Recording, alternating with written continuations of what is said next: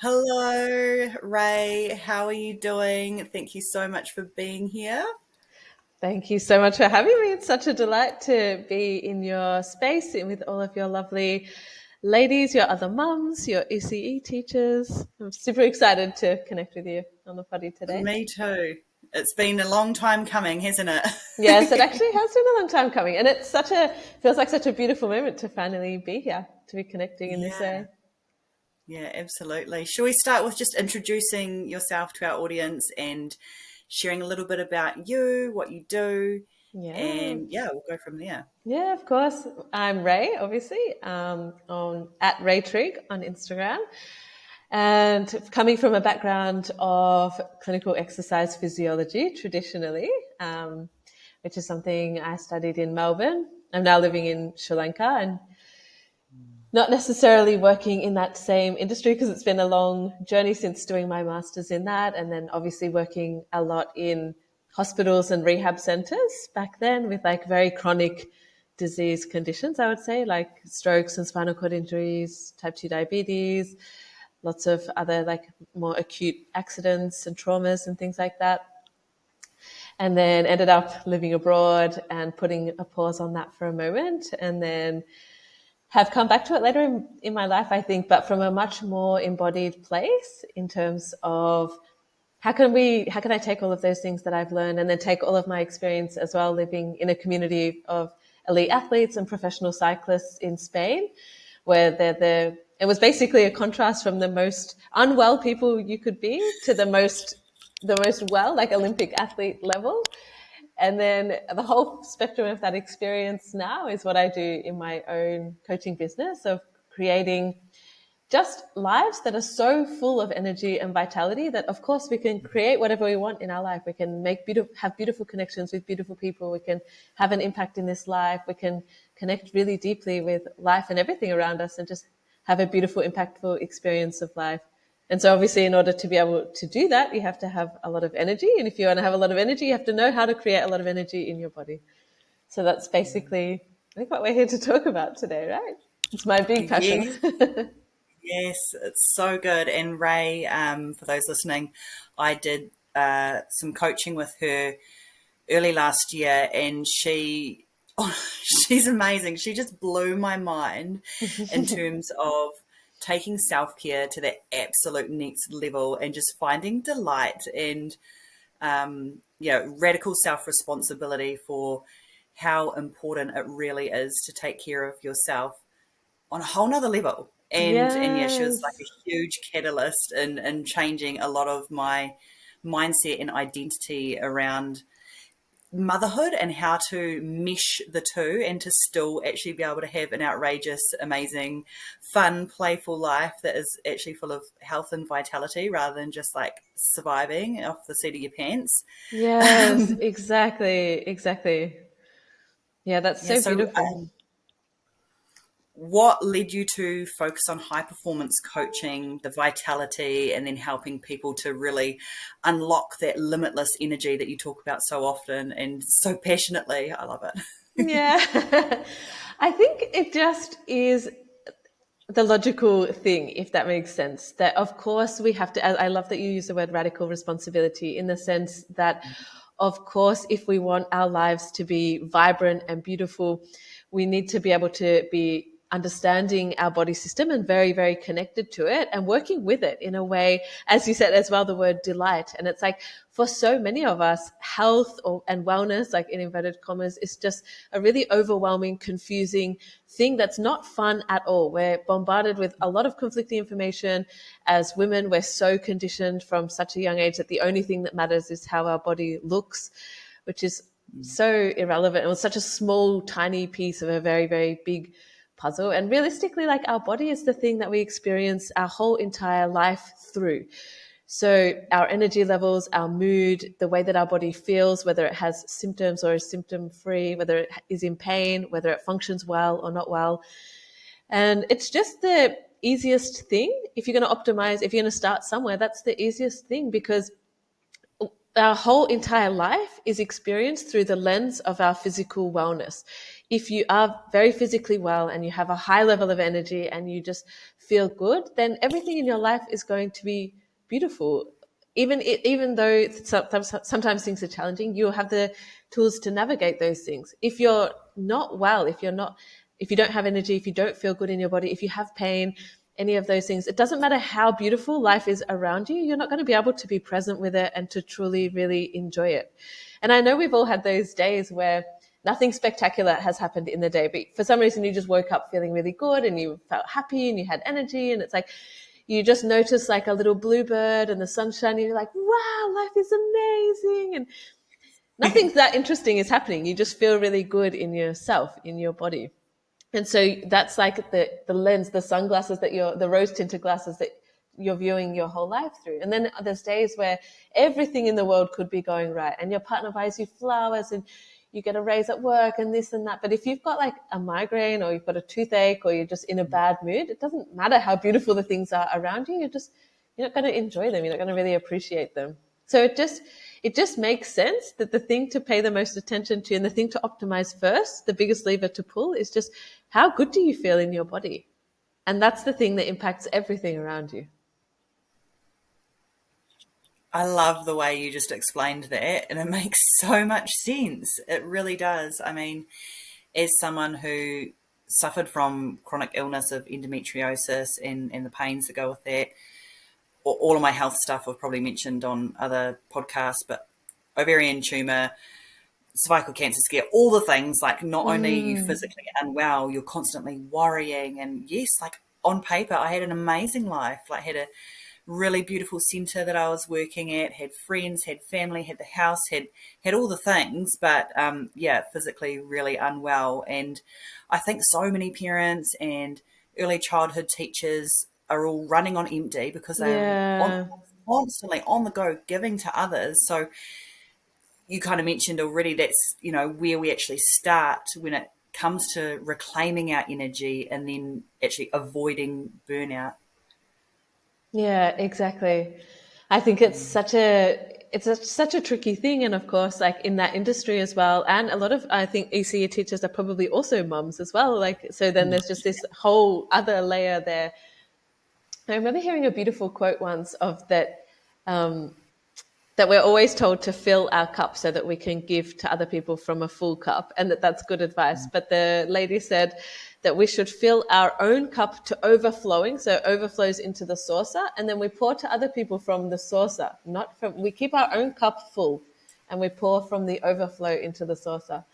And it's such a beautiful visual image, I think, because and as women in our lives, we are just nurturing beings. We want the people around us to feel loved and supported, and almost like often at the expense of our own self, our own energy, our own enjoyment of life, our own presence.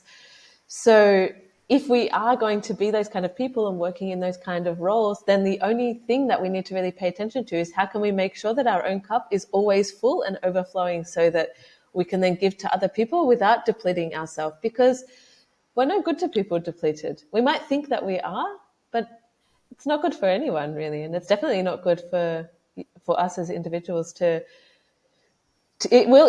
you can do it, but it inevitably does lead to burnout. Nobody wants to get to that place. So really it's in our own best interest to find some sort of system that works so that we just never get to that point, so that we're always making sure our own cup is full, and so that if we want to give to others, we've got an overflow to be able to give from that place instead. From the saucer. From the source, so yeah, exactly. Such a good visual. Yeah, Yeah, it is yeah. a So beautiful visual. you're literally pouring out. So there's stuff that's going as opposed to like, yeah, having that overflow. I'm gonna take and run with that one. Yeah, exactly. Because then it's not about not giving to other people. It's just about making sure that you are also so full first. Because it's also a thing of energy, right? Like and not even just like the woo-woo energy, but like physiological energy. If you're not generating enough of it through how you're moving, what you're eating, how you're sleeping, your environment, the people that you're interacting with, all of those different things, at some point, like you run out, and then there's just no more left to give. There's a quantifiable amount of it. So in order to be able to optimize how much you have and how much you can give to others, you really need to know the things that are going to build that energy within you and make them such a priority, because otherwise you never get to, like, when we're living in this area of survival, so many things are just not available to us from that place, because a lot of the things in our life, a lot of the really beautiful things, being able to connect deeply with other people, being able to experience all of the really high level emotions like awe and delight and presence and focus and clarity, all of those all of those emotions require a lot of energy to get to Mm. them. To be able to really be deeply passionate about something requires a lot of energy. To be able to be present with your children, any children, requires an enormous amount of energy. So to be able to truly experience all of these things and be able to be immersed in them and not distracted requires a lot of energy. So if we want a lot of energy, we have to know how to physiologically create a lot of energy. And it's actually just, it is just a cause and effect thing. So we often kind of leave it up to like the whims of the world and just see what happens kind of thing. Like, how am I going to feel today? Will I have energy? Won't I? Will I have patience today or not?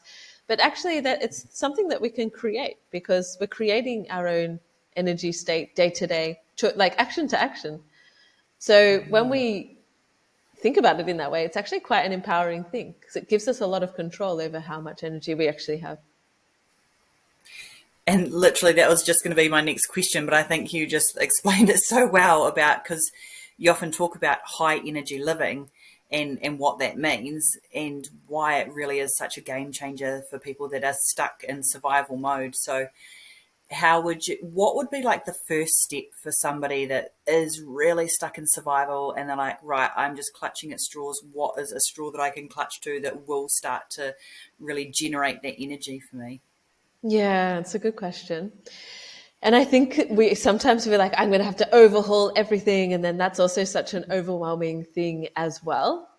I think just identifying anything that can be an incremental change that will make you feel slightly better. And it might be different Mm. things for different people, but for sure, like getting outside and walking is a big one. I always start in these places with clients, getting outside in the fresh air, in the sunshine, moving your body, walking, rhythmic movement. We need it. Every system in your body needs it so much. So if there's like one place to start, that would be a good place to start. And also if you can do it in a you can do it in a mindful way where you're really like enjoying the world around you and paying attention to the sensations in your body, to the feeling of the sunlight on your skin, the feeling of the breeze. If you can make it a mindful activity, that's like a 2 in 1. Or if you can listen to an inspirational podcast or something like that while you're out walking, that's also beneficial, I would say. I think the three places I would start if you wanted to incorporate some sort of change would be movement, meditation, and nutrition, like the things that you're eating. And if you make some even minor adjustments to those things, you will really notice a difference, a big difference in how you feel very quickly. That's where we started with me. And yeah, I thought I was doing the things, but when I actually got really serious and radically responsible and honest with myself, like I was doing them every now and then. But Yeah, when I actually had to check in with you and I like send you my daily walk photo, like out in the fresh air, whether it was freezing cold or whenever the time, like it was early in the morning or whenever I could get out, it yeah, was usually with the baby in tow. And exactly, then changing the nutrition and yeah, meditating here and there, but actually doing it daily from that point. exactly. Yeah, Simple, but just so like within a couple of weeks, I really noticed the difference within my energy exactly. levels. Yeah. And you start to then crave those things. And that's when you realize, and that you'll feel it and be like, why do I feel like a bit antsy or something like that? And you're like, I haven't been for my walk today. That's why. And then it's like, then some of these activities become things that's like, oh, of course I'm going to do that, because it would be ridiculous to not do it when it makes me feel so good. And then from that place, it's very easy to just follow down that path and be like, okay, if this makes me feel this much better, how much better can I feel? And then how much better can I feel? What can I add? What can I do a little bit? Can I walk a little bit further? Could I start doing, now that I'm building some fitness, could I join some dance classes or something like that? Could I start running? Is there a completely different sport that I would love to explore? Could I join a walking club so that it has a community aspect to it as well? And it's like I think instead of getting overwhelmed by trying to make 1,000 big things all at once, and you're like, I'm going to do a 6-week challenge at the gym and this and like change, and I'm only going to eat, I don't know what it is, like the whatever the latest like fat diet is and this kind of thing, and then you do that for a period of time, and of course it's completely unsustainable, most of those things. Mm. So I think it's really important, and especially for people that are in this survival mode, to make very profound but not turn your whole life upside down straight away with something completely unsustainable, because that's also dysregulating, and then that's also dysregulating for your children, for the other people in your life. So ideally you would want it to be something that you can incorporate easily, that's going to make you feel like really, really good, and that you can continue doing for a very long time every day. That's what the goal is. And then you will come to a point where it becomes obvious that you've got the capacity, you've built the capacity by doing those things every day, to amplify them, to do something more, to add something more. And then that's the right time to add something more. Yeah, it was stretching your window of tolerance so that you can Exactly. actually keep going rather than, because I know initially, and something that I really like the way you explain is like, what coats have you got, like your limiting beliefs that are stopping you from doing that? So identifying all the Yeah. reasons why your brain will tell you you can't do something, and then finding your way through to create a new neural pathway of how and why that's actually possible. Like, I mean, initially I was like, oh, well, I can't exercise because I've got the children. And you're like, do you have a prayer? Can you go for a walk? And just like, just being like, yeah, really honest with yourself as to, is this true, or is this actually my brain tricking me? Because it's that 95% of my subconscious thoughts that pathway is just so used to being carved out at. So in the beginning, it will, like, that's why I think you mentioned it really well there. It's good to just start really small in a way that you're going to be able to carry it through and then add on to it, without making it Exactly. feel like, Yeah, exactly. And there's so many easy ways to do that, I think, because our brain is just a pattern machine. It just wants to keep repeating the patterns that it's already learned. It's very economical for our brain to do that. And the strongest pathways are going to be the ones that you repeat over and over. So that's why I think it's so important to find something small that you can do. Even I think we started with you just walking to the end of the driveway, like you've got a very, very long driveway on your property, and back with the pram every morning. And it's like, it doesn't really matter what it is, but make it something that you can do every day. Repeat it at the mm, same time every day. And then that's how we start. And if you can stack it onto something you're already doing, perfect. Like if you make a coffee in the yes. morning, like take your coffee, make your coffee, and then take it on the walk with you. So stack it on so that Mm, it's flowing on from something that you're already doing. And then once you've started to build a new habit that you haven't got so much resistance to, because it's not this crazy. If I told you to go for a 5K run every day, like that would have been a ridiculous thing to suggest, right? And there's so yeah. much resistance to that. But it's like, oh, okay, I can make a cup of tea and walk to the end of the driveway and back like that. That's not a big deal. And then at some point, when you've gotten into the routine of that, and you're building that new pathway in your brain that you don't have so much resistance to, because it's not something so crazy, then once you've got that in place, it's very easy to add more things on top of that, or to make the walk longer, or to add in some like a little bit of jogging here and there, or to like sit down at some point and do a meditation halfway on the walk or something like that. So the more important thing is like, what's something that you can commit to doing every single day for the next 3 months, kind of thing. In Mm, that sense, with starting to incorporate, and I think that when we're in this moment of survival and we're just getting through, it feels completely overwhelming to have to do any sort of exercise or anything like that, because a lot of us are in this mindset where we think that exercise is going to cost us something. And of course, initially it does mm, cost us energy to exercise. But physiologically, your body, it's an irrefutable fact that your body needs movement to function well, and actually gives you a lot more energy. It helps your organ system, all of your organ systems, all of the systems in your body function much, much better with more movement. In fact, the more movement, the better. And actually, it give them, if we make it a cellular thing, the cells in your body, the mitochondria that produce energy, where the more you move and the more you exercise, the more of those you will grow, and the better they get at producing energy. So when you've got more of the things producing energy and they're better at producing energy, you have net more energy, even though it feels like it's costing you energy in the moment to go for a half an hour walk. It's actually giving you much, much more than it's taking away from you. And that's such a beautiful mindset shift to have sometimes, I think, when you're like, I don't have the energy for this walk. And it's like, actually, you can't afford to not go for the walk because the walk is so good for your system and it's also giving you more energy. I promise it's giving you more energy. It's like literally plugging yourself into the charger, except the charger is free energy that is maybe this is what Chelsea was talking about. Yeah, It's like exactly. the sun and yeah, just the movement. It's Yeah, yeah, the sun, I the love fresh the air, the science that you movement. just explained. Yeah, exactly, Yeah. exactly. And I think as well, like there's just some little subtle mindset shifts around these things. And when we can pay attention to how we feel in our body, it makes a difference because often it feels like we're like the narrative will be like, I don't have the energy, so I'm just going to lay down and like watch like a true crime documentary, or I'm going to like scroll on TikTok or something like that.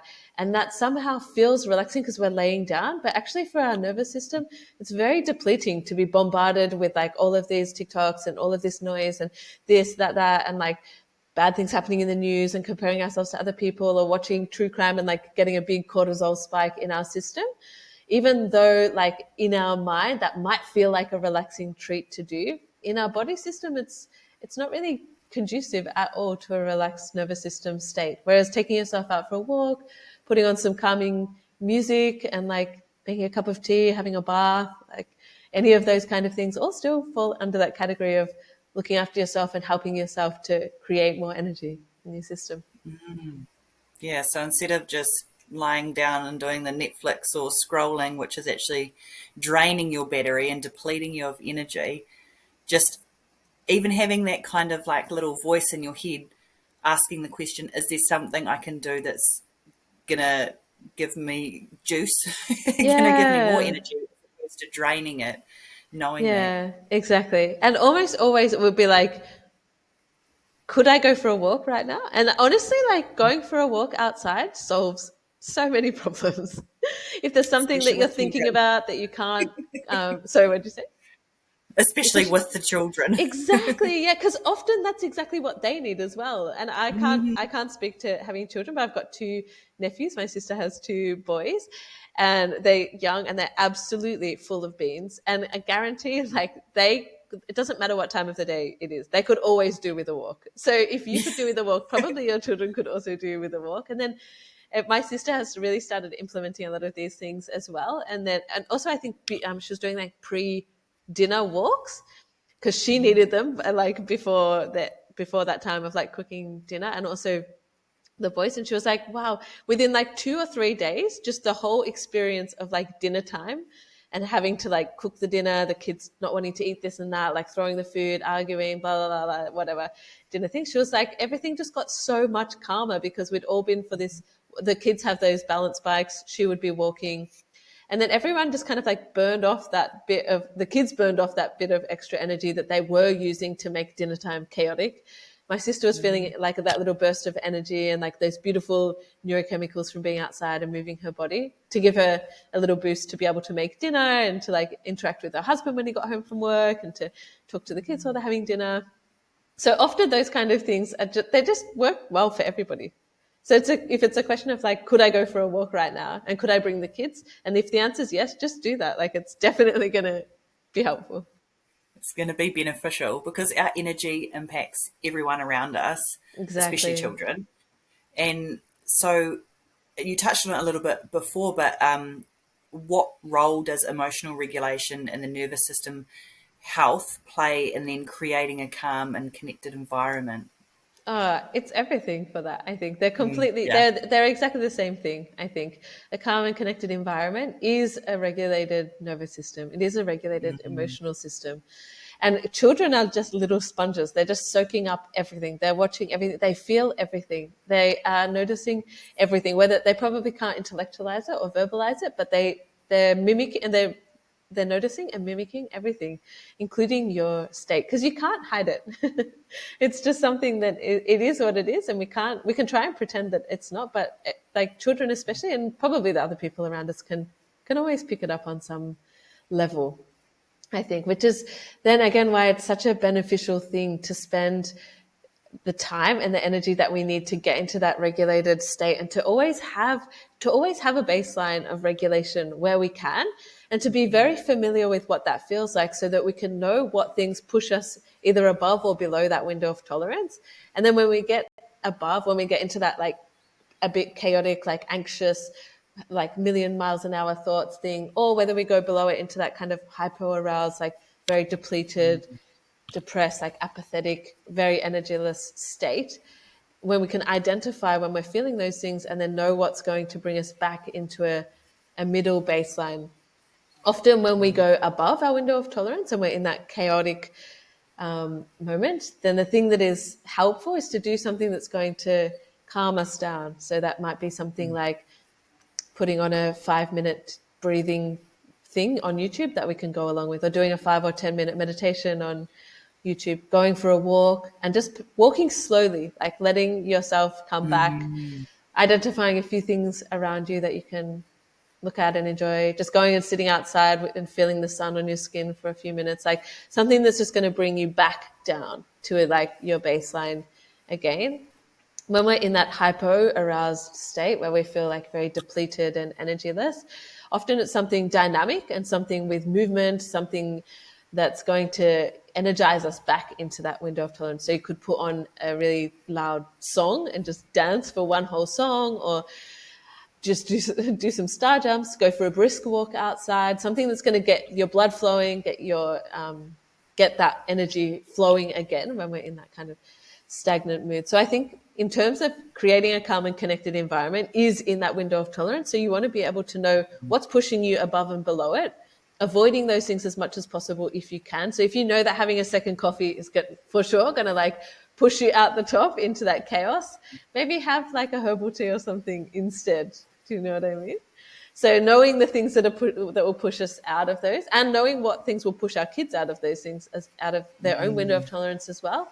And as much as you can, avoiding those things. And when it inevitably happens, knowing what tools are going to help you come back to that regulated state. The same is true for your kids. If your kid is like, well, our kids are a little bit more dynamic, maybe. You could put a song on with your kids and dance for them, and whether they're feeling like hypo aroused and miserable, or whether they're feeling hyperactive as well, like something like that is going to help them get rid of just that excess energy that makes kids antsy, and just bring them back into their own window as well. A lot of the things Mm. that we do to regulate ourselves are also completely beneficial for our kids, and our kids will be fully on board, I think. Like they always want to mimic us. They always want to be a part of what we're doing. If you get down on the floor and start doing like 5 minutes of stretching, for sure your kid is going to come over and be like, "What are you doing? Like, can I do it too? Like, where's my yoga mat? What like?" Literally. Yeah, Now here, two of them doing downward dogs with yeah. me. Exactly, So, and that's how they learn to regulate themselves as well. Whether you might not be able to consciously communicate to them exactly what's happening, but you can. Yeah, it's a beautiful way for children to learn how to regulate things, to be able to identify like, I feel good when I go out. And you can cue those things in yourself and cue them in your kids as well. Like, doesn't it feel so nice when we're outside and the sun is on us? And how do you feel now that we're back from the walk? Like, do you know, just to be curious about those things with yourself, and be curious about them with your children. And then they connect the dots very quickly. speaking it into existence, it's literally exactly what I started doing when we started working together. It was like, because my son felt a little bit of resistance of going somewhere else, somewhere different on a new path Mm, for our walks. And I was like, it's good for our tinana, our body. It's yeah, good to feel that sunshine on your skin. That's making you, get more energy. And it's a really cool opportunity to create those neural pathways for your children, but also to exactly. educate them along the way about why it's good for their body, and amplifying that for them by like doing a little running commentary where you can. Yeah, it worked so well with my sister's kids as well, and like cueing, kind of helping them self-identify emotions, because she can see when they're getting really like restless and antsy, and then be like, "Oh, I can see that you've got a lot of like energy right now, so like I think now could be a nice time to go outside. And now that you've got all that energy, we may as well use it for something. So let's go for a bike ride. We can go outside. And then once you've used some of that energy outside, then you're going to feel much calmer afterwards. And then you can notice that they're feeling calmer and help them identify what that feels like in their body. Like, I can see that now you're like, you're enjoying yourself and you're paying attention to what's going on around you and, feeling more balanced. The more we can just have that curiosity and that kind of commentary as well, then just casually as well, I think, because kids can always Mm. tell when you're trying to make a big deal Yeah. of something. And Authenticity is key in authenticity, energy. exactly. Yeah. But if you can just help them to be curious about, like, oh, what do different things feel like in my body, and then how, when I'm doing different activities, how do things feel? If I've been to Nanan and Pas and I've had too much sugar, how does that, like, what does that feel like? And then if I go for a run, or if I go out on the trampoline or in my balance bike, like, how do I feel different after that? Do I feel less chaos in my brain? Do I feel less noise? Do I feel less, like, jittery? Am I not shaking anymore? That kind of thing. And the More in more we do it control. with our kids, the more we're also, like, training that neural pathway in our own self as well. It's like it's a beautiful blend. Yeah, absolutely. Yeah. Um, I know we've kind of, it's so funny. Like, I've got like a few questions here, but the way we're just like everything's flowing, we're kind of like covering it as we go anyway. I love when that But I also happens. don't want to make sure I miss anything because you've got like an absolute gold mind here with everything that you've got to share. And we were like just on the subject of movement and it being like a really big part of what you advocate for in your work. So, what are some of the biggest, I guess, misconceptions about exercise when it comes to energy and vitality? And then how can parents and teachers integrate it into their daily lives without feeling like it's adding more to their plate? Yeah, this is a really good question. And this is something so profoundly impactful when you can have just a few mindset shifts around this, a few paradigm shifts around this. So one of them we've touched on already. I think one of the biggest misconceptions is that exercise takes away our energy and depletes our energy. And of course, like, that is a reality for a lot of us initially. Like, when we start something new and it's unfamiliar, of course, it costs us a lot of physical energy and it costs us a lot of mental energy to learn something new. Of course, if you're going to start running, it's going to be difficult at the start. You are going to feel tired. You are going to feel depleted after a run. But again, it's like that net positive energy overall that gives you just so much more resilience and so much more energy in your general life. So I think it's a thing of trusting that once you start something new, there's going to be that period of learning something new and adjusting to a different energy requirement of your body. And our bodies are so adaptable. If you start doing a lot of exercise, there's going to be a period where it's challenging and then your body's going to adapt and that will just become the new normal. So you have to trust that that's coming, that the new normal is coming. And it just takes a few weeks normally. It takes like maybe 3 to 6 weeks, depending on what you're doing. So keep yourself supported in that time. And then anything that you're doing beyond that is just your body is completely adapting to having a new level of energy and being able to expend a new level of energy. So I think that's a huge mindset shift. And the more movement, the better. The more movement you're doing in the more different types of movement, the better, and the more energy you'll be producing to use in every single area of your life. Having said that, to not feel completely overwhelmed by having to add a lot of extra movement to our plate or extra structured exercise, maybe I should say instead, is just that let movement be anything throughout your day. Do you know what I mean? Like, carrying your child is movement. If you can carry your child to the end of the driveway and back while you're soothing them if they're crying or something like that, that counts as movement. That counts as exercise. Yes. If you can play badminton outside with your kids instead of sitting down scrolling on TikTok while your kids are playing, that counts as movement. If you can jump on the trampoline with them, that counts as movement. If you're cooking in the kitchen instead of ordering Uber Eats, that counts as movement. Do you know what I mean? So all of these little movement moments throughout the day, just if they're already happening, amplify them. If they're happening and you're not participating in them, start participating in them. If you can inject moments where everybody's just feeling a bit flat and everybody's like in the lounge room and that kind of thing, is that a moment where you could all just go for a walk and have it not be a big deal, but could you all just like go outside and the kids be on their bikes and you be walking and listening to a podcast or something like that? Could you call a friend and instead of going and sitting down in a cafe for a coffee, could you get a takeaway coffee and go for a walk around the park? Like, find what you're already doing and just see, like, could I do this moving instead of sitting down? If I'm just scrolling mindlessly, could I be participating in something that is involving movement in this moment? And then that's the perfect place to start, and just injecting. And the more of those throughout the day, the better. You're better off doing 10 minutes of 10 10-minute walk, 3 10-minute walks, than one 30-minute walk, if you can break them up throughout the day, because you want as much movement throughout as much of the day as possible. And then from there, like I was saying at the start of the podcast, there will come a point where you're doing enough movement that you're generating enough energy that you will start having extra energy. And that extra energy you can use anywhere in your life. You can use it to connect more with your partner. You can use it to start a new hobby.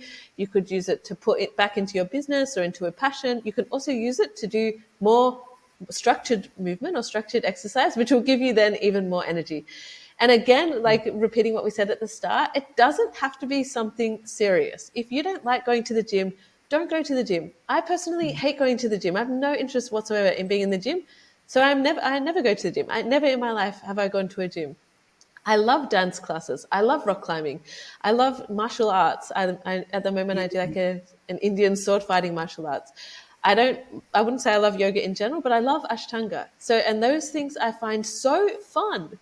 And so it's actually, I just want to give you all a big permission slip. It's allowed to be fun. It doesn't have to be this like awful punishment thing. You're allowed to just, one of my clients, actually, she's like a very high level lawyer, and she was enjoying going to the gym um, uh, for a moment, but then it's just wasn't enjoying it anymore. And I was like, well, let's not do that anymore then. Like, what would you actually want? What would be fun for you to do? And she was like, actually, I've been thinking about going dancing because I've been seeing these really fun dance videos on Instagram. And I was like, perfect. Like, let's find some cardio dance classes for you at somewhere where you're living.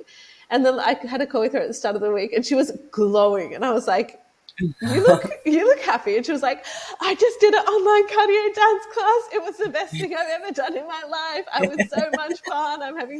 I had so much fun. And I was like, see, like, and I was like, I guarantee you that has the same cardio benefits as you going to the gym and doing a HIIT class. So it may as well be something you enjoy. It may as well be something fun.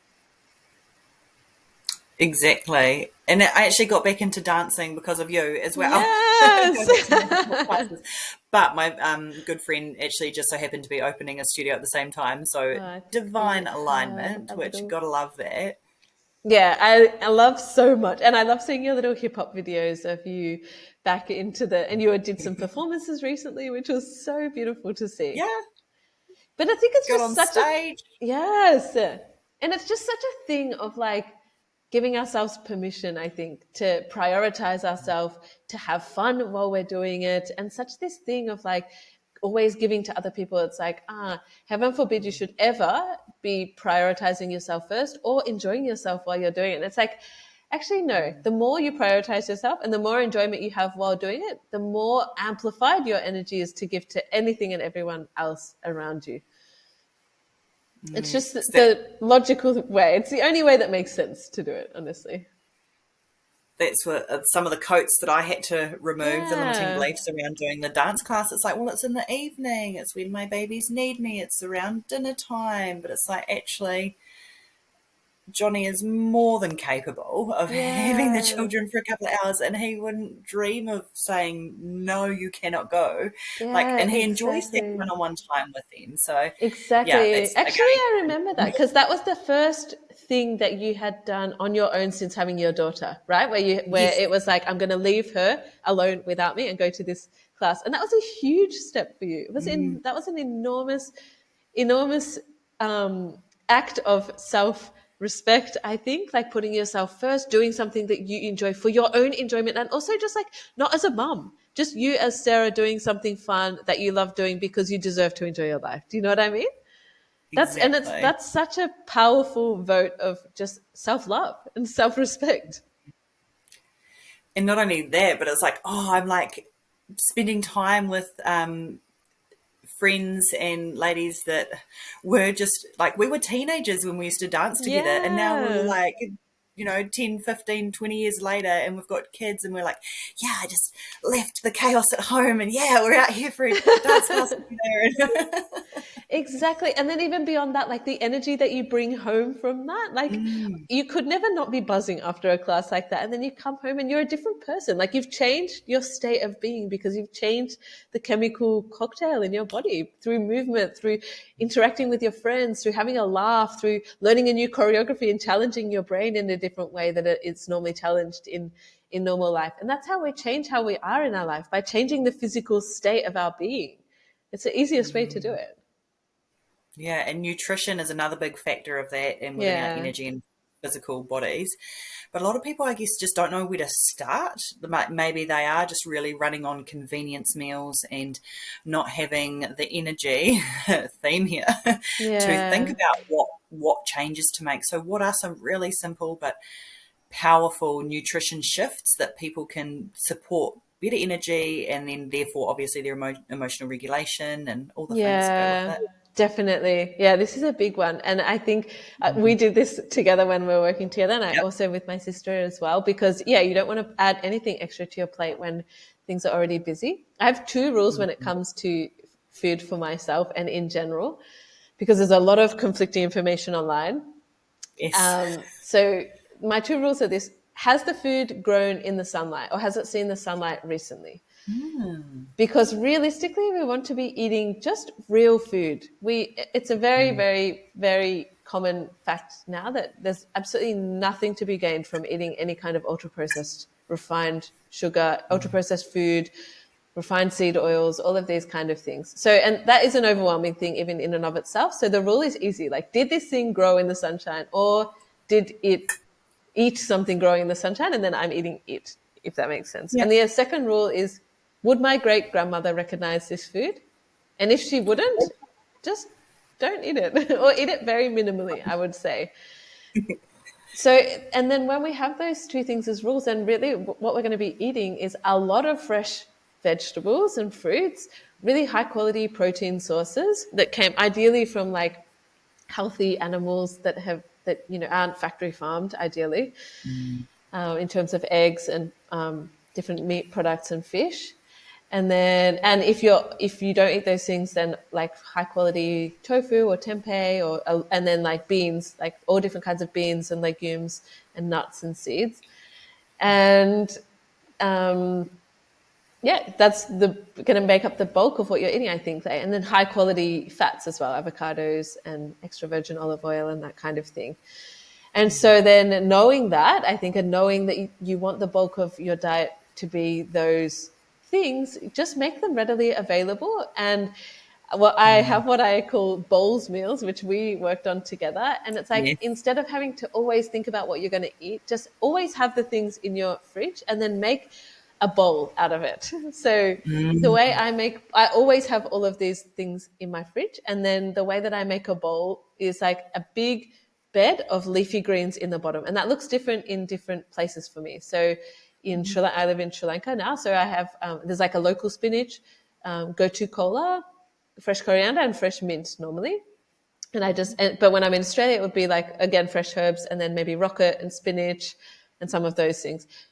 Chop them up, make a big bed of those on the bottom of the bowl. And then whatever other fresh veggies you have, and make it a rainbow. I love these things being like really rainbow Yes. colored. So I always put in mine like, and you can grate them if it makes it easier to digest.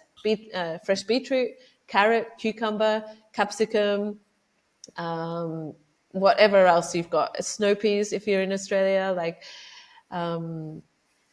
cherry tomatoes, whatever rainbow different types of veggies you have, and just always have a stock of those veggies in the fridge. And then on top of that, just whatever other protein sources you have. I eat a lot of eggs, so I would put Mm. like fried eggs or boiled eggs in mine, a big handful of kidney beans, some chopped tofu, and then that's the bowl basically. And you can make 1,000 different iterations of that. You can bake some salmon and put it on that. You can make some Moroccan chickpeas and then put those on. I also love. I can't do it in Sri Lanka because I don't have the facilities here. But when I'm in Australia, I make a big pot of like lentils, really, or dal, or like a lentil bolognese, or a big pot of like a chickpea curry, and then have it in the fridge so that then you can just like heat up some of that and put it on your salad as like a warm element of that. Make a big tray of roast veggies and keep them in your fridge in containers so that you've just always got something in there to put on top of your bowl. And then worst case scenario, like to have some tins of tuna in the pantry, or what else were you putting on your? Or make a bit like you were making those sausages, like really high Yeah, and quality meat meat patties. sausages. Yeah, you're making meat patties, and then your son Yeah, was also having like mini bowls, right, with some scrambled eggs yeah, and these meat patties and that kind of thing. And it just yeah, makes it so easy when you've got all of those things in your fridge, just to get them. Honestly, it takes like 5 minutes to put one of these bowls together, yeah. especially if you've prepped like some lentils or some mincemeat or something like that at the start of the week. And then yeah, all you have to do is just like chop up the things and put them all together. And then you, when you've got all those things ready in your fridge, you're just so much less likely to like walk down to the bakery and get a two sausage rolls for your lunch or something like that. And the impact that that has on your body system is incomparable. If you start eating these giant rainbow salads that have a lot of high quality protein and a lot of high quality good fats in them, it completely changes, and circling back to creating a calm, connected environment in your body and in the Mm, environment around you, because it's going to keep your blood sugar levels so stable, and it reduces your cravings for other things, and it just takes us off that roller coaster of having a big energy spike if we're eating like pastries or convenience foods or mm, just toast with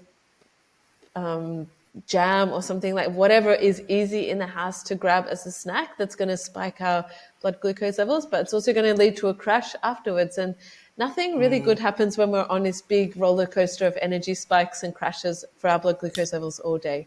So having these big salads, a big lot of protein and things like that helps us and helps our kids. Like ideally, your kids would be eating those things as well to keep their energy levels stable, keep their blood sugar levels stable as well. And then if you want to have like a snack or something, like a cookie or ice cream or whatever, have it after you've had the salad, and it will keep the blood sugar levels much more regulated. It's really hard. You can be doing all of the tricks under the sun to try and keep your nervous system calm and regulated. But if you're creating these big blood sugar spikes and crashes all day, it doesn't matter what other things you're doing, you're going to be on that roller coaster of chaos anyway. So it's just a really easy way, I think, to just have that as something that you are having every day. And you implemented this. Can you share a little bit of your experience, what it was like? How did it make you feel yeah. different? Oh, because I was just all about the convenience foods, like definitely survival mode, on the brink of going back into adrenal fatigue, which I'd had Yeah. previously during pregnancy, and just like in this state of overwhelm. But when you simplified it for me and I had everything ready, literally 5 minutes. So instead of making some toast or whatever it was that would take that 5 minutes anyway, I'd just like chop Yeah. stuff up. Like, okay, no, my son would not have the lettuce and a few different things, but it's Yeah. like exposure, exposure, exposure. So, Yeah, yeah, exactly. Yeah, definitely and made a difference, I felt. yeah, definitely. And then just whatever they would have. And even if it's just him having like the mince patties that you were making and some eggs and some avocado, like that's perfect for him.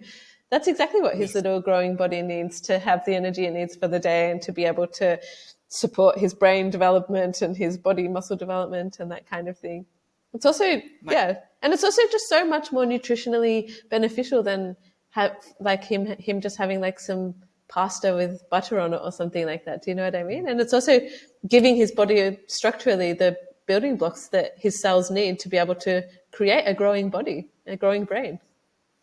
and to this day, we still have eggs every single morning, and even better now, our neighbours have Yes, got chickens. We literally have a yes, that's container that we amazing. put them in.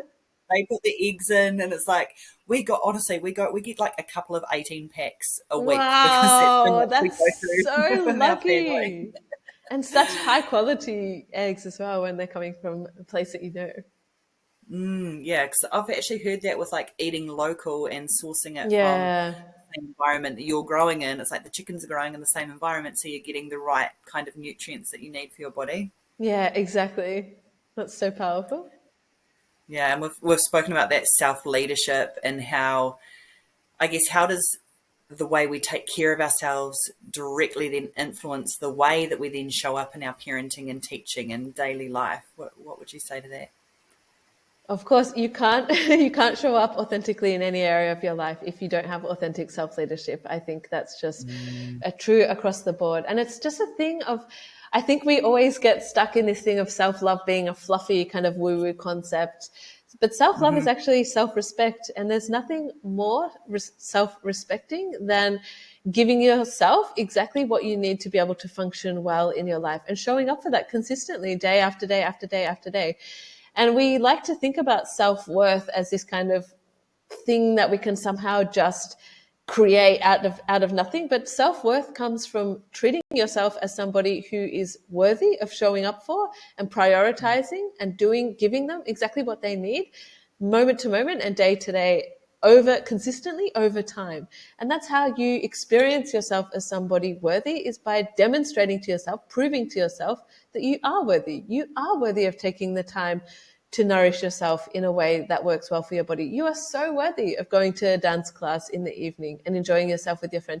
You are so worthy of taking yourself for a walk or taking yourself for a coffee with your friends, or doing literally whatever it takes for you to be somebody that's well regulated, well supported, and well resourced, to be somebody that has a lot of energy and just is enjoying themselves in life. Because the more you do that, the better of a mum you're going to be, the better of a teacher you're going to be, the better of a partner you're going to be, the better person across the board, the more enjoyable you are to spend time with your own self as well, because you're actually enjoying your life. You have the energy to be able to pay attention to things, to have focus and clarity and presence, and to be in a good mood and to be patient with yourself and your children and your partner and all of these things. Like, all of those things cost energy. So to be somebody that does lead themselves and leads other people in their environment, you have to be somebody that leads by example in terms of supporting your own self, in creating that state within yourself, prioritizing that energy within yourself, and prioritizing everything that you need to do to be able to create that state within yourself. I think it takes an enormous amount of responsibility to accept that you're creating your own energy level, you're creating your own mood, you're creating the way that you feel in your life. And it's very easy to want to stay stuck in a victim mode and leave that up to chance. But if you are prepared to take responsibility for it, you have a huge, enormous amount of creative power over how you feel. And that's how you change your life completely. and then doing one step after the other creates that self-trust. And when you can trust it, Exactly. it's just like, boom, the world is your oyster, and you can create that outrageous, delightful, audacious life. I love the Exactly. words. Yes, Not exactly, racist. exactly, exactly. Audacious. I love that as a word. Exactly, because self-trust is something that again, it doesn't just come out of the void that we one day magically wake up and we have self-trust. You have to build it Mm. over time. You have to be somebody trustworthy to yourself, to experience yourself as somebody that has self-trust. That's why it's so important to be able to pick things that you can do very consistently every single day and be stacking that evidence that, oh yeah, I am Mm. somebody that does what they say they're going to do. I am somebody Yeah. that I can trust. So then I am somebody that other people can trust. And it just reduces so much mental noise and so much mental chatter in our brains when we just know that when we say we're going to do something, we do it.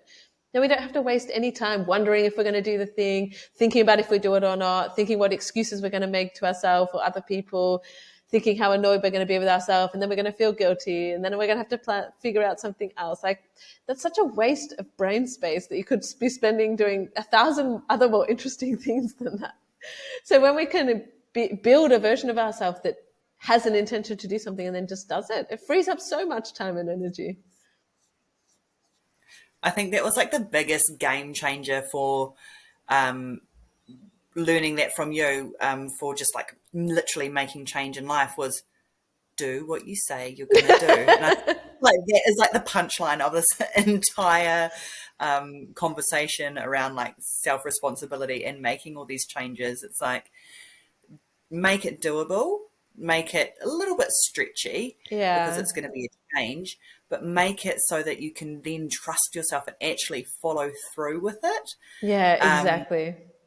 and I guess for someone who's feeling stuck or exhausted or like they have lost their spark, what's one mindset shift or habit that they can implement like straight away to start moving toward this more energized and intentional life that we say, and that you say quite often is outrageous and audacious life? Like what's one thing they can do? I just love those words that you bring to them. Yeah. Yes, I love those words too. I think it's the thing of like, yeah, if you're feeling stuck or exhausted or like you've lost your spark, first of all, you deserve to have your spark. You deserve an audacious life. You deserve to have an outrageous amount of energy in your life. You deserve to feel good in your life.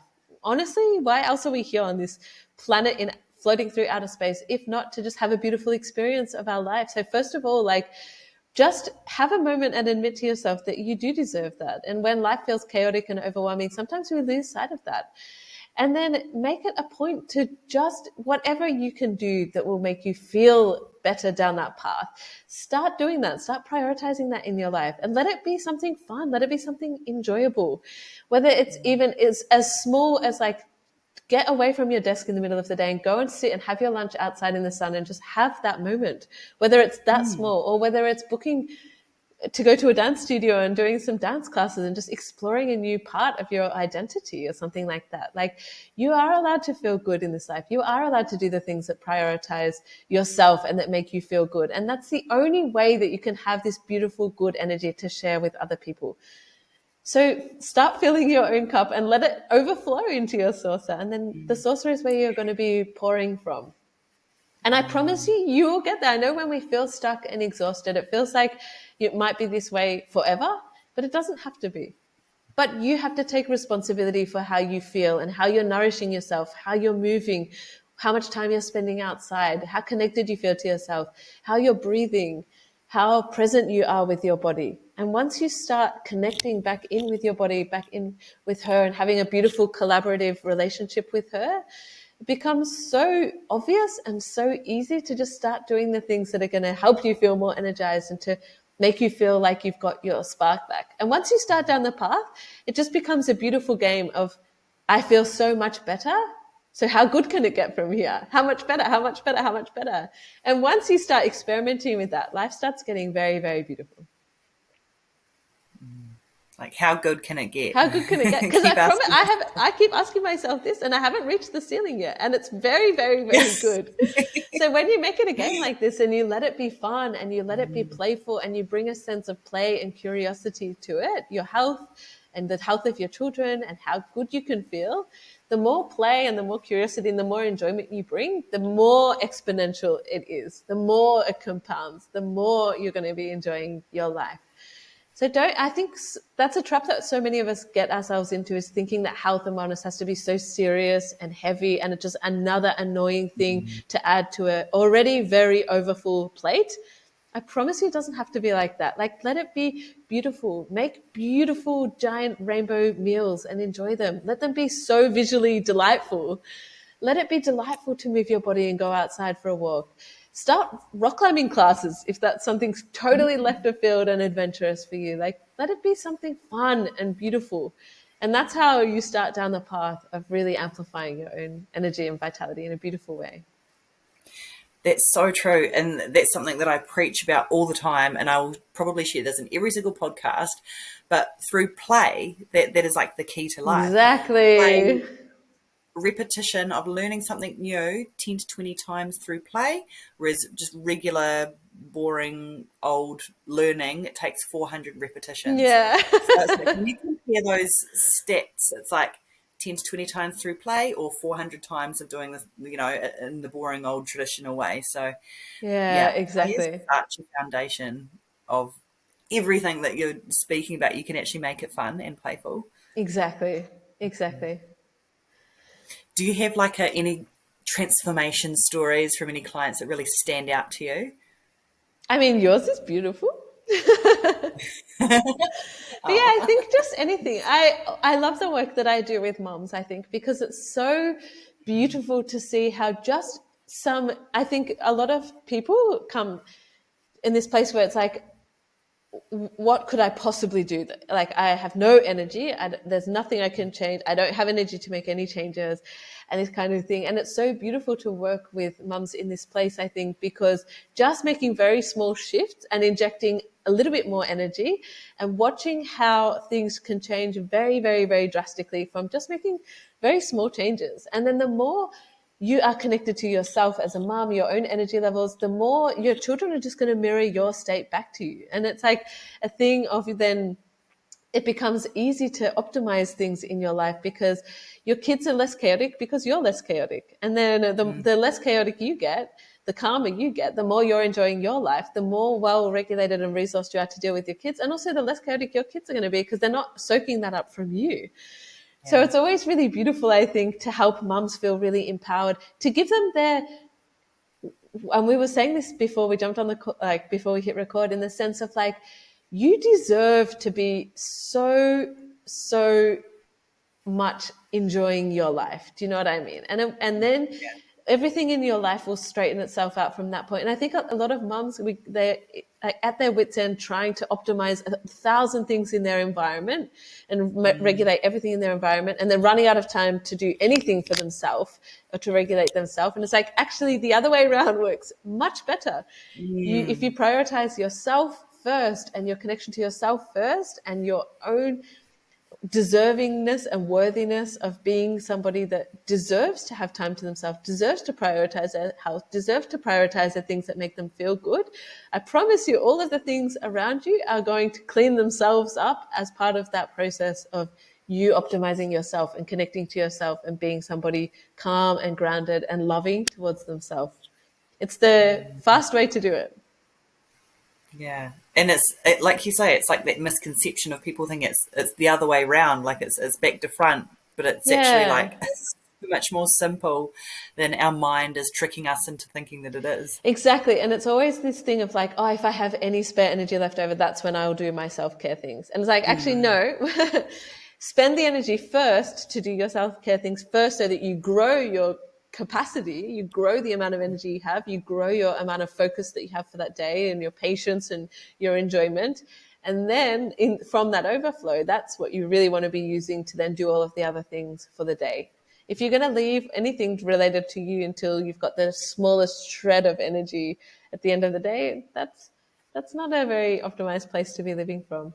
And I think it's a thing as well where it is also a paradigm shift because it requires that you admit that you are worthy of putting yourself first and creating this thing for yourself first. And so many of us get out of practice of doing that. And it's an uncomfortable thing to do when you're out of practice of doing it. So it requires some trust, I think, initially, and some bravery to be like, oh, what if I do just experiment with, setting my alarm for a little bit earlier and doing a little bit of journaling, or like doing a tarot card and lighting some incense and just having a moment to like set an intention for my day for even 5 minutes before the chaos gets started with the kids. And it can be something that small even, but it's like, how can I demonstrate to myself that I am worth spending this time? Of course I deserve to feel good in my day. Of course I deserve to start my day from a place that feels grounded and calm.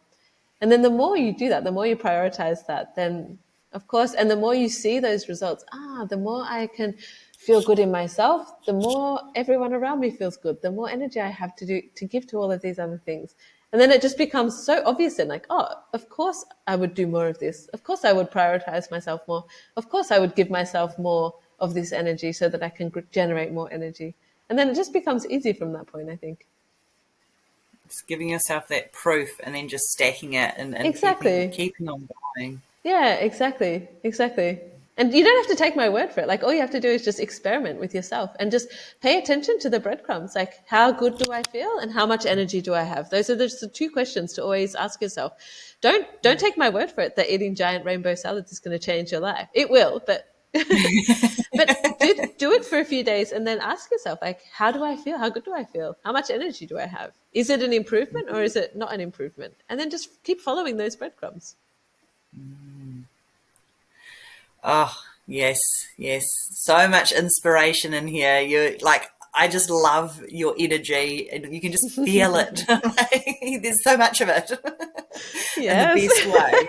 Yeah, of yeah. course. You are like a walking testimony of all of this that we've just spoken about on this episode. But before we wrap it up, is there anything else that you feel called to share? And as well, can you please let our listeners know how they can work with you, where to find you.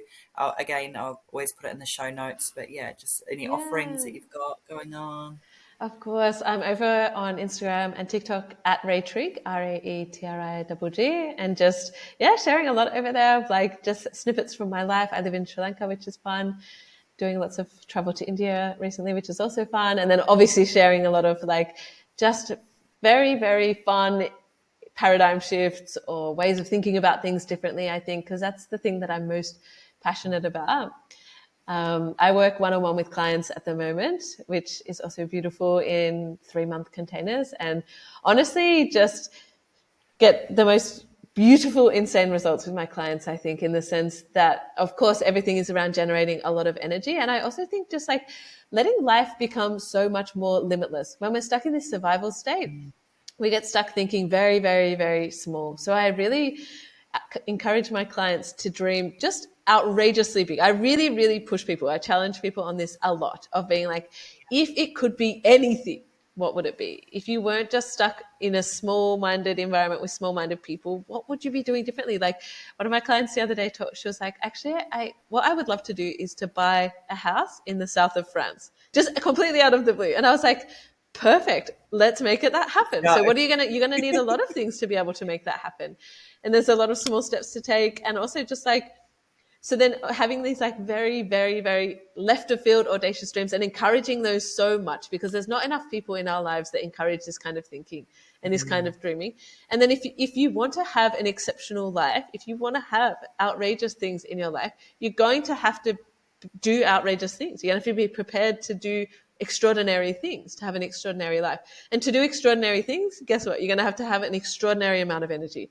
So you're going to have to know how to build an extraordinary amount of energy, which is then all of the work I do with my clients. It's like, what extraordinary things do you want in your life? And how are we going to, in your life, for you, um, curated to your lifestyle and your needs, how are we going to create an extraordinary amount of energy for you so that then it becomes inevitable that those beautiful, outrageous, audacious, exceptional things happen? And it's so exciting, because why would we not want that? Do you know what I mean? Why would you not have an extraordinary life if Exactly. you could have one? Yeah. And then you just magnetize it to you. So you're like creating this blueprint of just working Yeah. backwards of how to get to that end goal, which is inevitable. Exactly. And that inevitability is so exciting. Because I sometimes the thing is like, yeah, I want to have a house in the south of France, but I don't know how. And it's almost like we don't even have to worry about how. What we have to worry about is creating such a state of vitality and energy within you that then that brain that's so full of energy and vitality, of course they're going to, that version of you that has that brain full of energy and vitality is going to know different things. They're going to have such a different capacity to have interesting conversations with interesting people, which is always where beautiful opportunities come from. They're going to be able to come up with answers that you can't even fathom, because the brain that you have right now maybe isn't as full of energy and vitality. So the brain that you have now only has a certain amount of capacity. If you had 1,000 times more energy and vitality, I guarantee your brain will be coming up with lots of different options for you, lots of different ideas, lots of creative solutions for anything that you want to make happen in your life. You just make so much sense. I've got sore cheeks from just sitting here smiling, listening to all of this. Yeah, it's very fun. It is very fun. Yeah, yeah. And also Ray has her own podcast, which Oh, she's true. actually gone like gangbusters on, called Elite Vitality. Is that Yeah, correct? it's Elite Vitality on Yeah. Spotify and Apple Podcasts. Yeah. So if you want any more of Ray in your ear holes, then go and check out her podcast as well. Yeah. Honestly, just such a wealth of knowledge. And she's also got guests on there and everything. So yeah, Yeah. I really appreciate your time today, Ray, and just everything you've shared is going to just, I hope all of our listeners are just like taking notes and gobbling it all up and gonna just go and make their rainbow salad after this. Yes, I'm about to go make mine actually. Yeah, thank you so So much for having me. good. It's such a pleasure to, it's so profound, this kind of work. And it's so beautiful that you've had such powerful results in your own life. Because really, that was like the stepping stones for big changes for you that have led to some really, really incredibly beautiful things in your life. So it's always such a Absolutely. delight to be able to share any of this kind of thing, and to make it feel really accessible and to make it feel fun, like to just be enjoying. Do you know what I mean? Like we need so much Yes. more of that permission to just let life be beautiful and enjoyable. This is your permission slip, Yeah, big listeners. permission slip from both of us. Yeah, for sure. Oh, thank you so much. Right back at you.